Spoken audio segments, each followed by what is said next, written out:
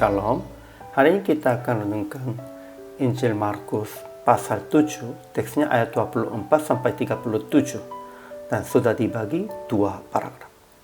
Paragraf yang pertama ayat 24 sampai 30. Yesus menyembuhkan seorang anak perempuan kelaskan loh jahat di daerah Tirus sebab melihat iman yang melendakkan diri. Paragraf yang kedua ayat 31 sampai 37. Yesus menyembuhkan seorang yang tuli dan yang gegap di daerah Galilea. Kesimpulannya, Yesus datang daerah Tirus untuk beristirahat. Namun orang-orang daerah itu pun mencari Yesus dan datang seorang perempuan yang beranak perempuan gelaskan loh jahat itu untuk meminta mengusir setan. Namun ia tolak dengan tersebut seperti anjing tentang orang Yunani.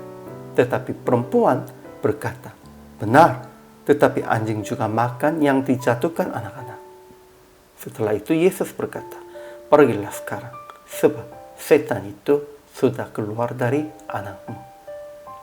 Kemudian Yesus kembali ke daerah Galilea dan menyembuhkan seorang yang tuli dan yang gagap.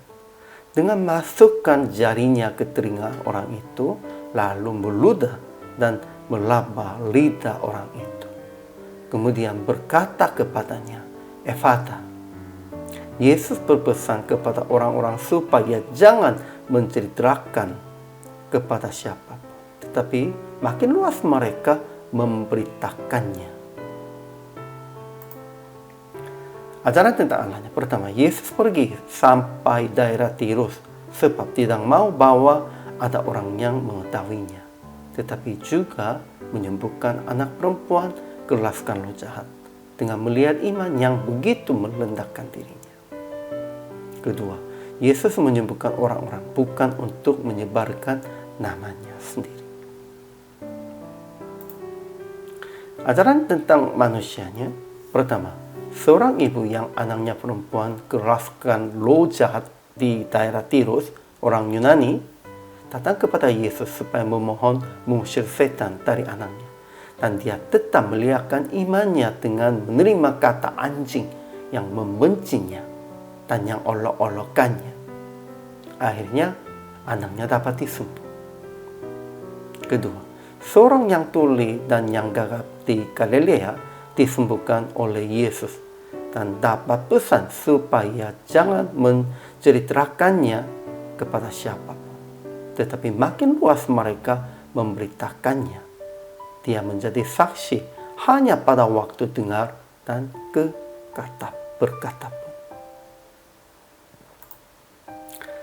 Kemudian aplikasi hari ini. Pertama, jangan mementingkan waktu-waktu secara pribadi. Ya, Yesus mencari waktu istirahat untuk secara pribadi.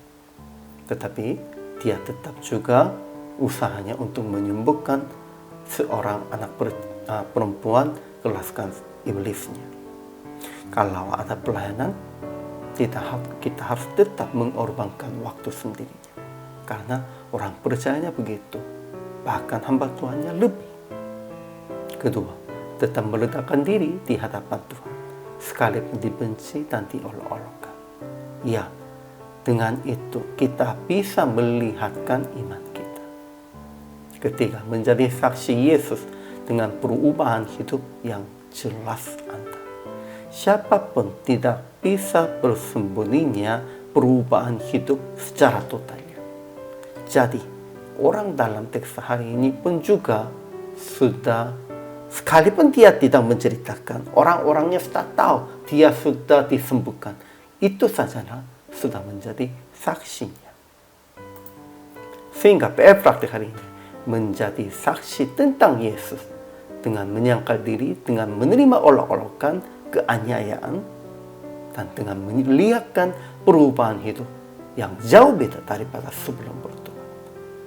Perubahan hidup secara total. Itulah menjadi kesaksian yang paling utama di dalam kehidupan kita dan untuk kemuliaan Yesus juga. Hari ini juga selama melayani, Tuhan Yesus memberkati.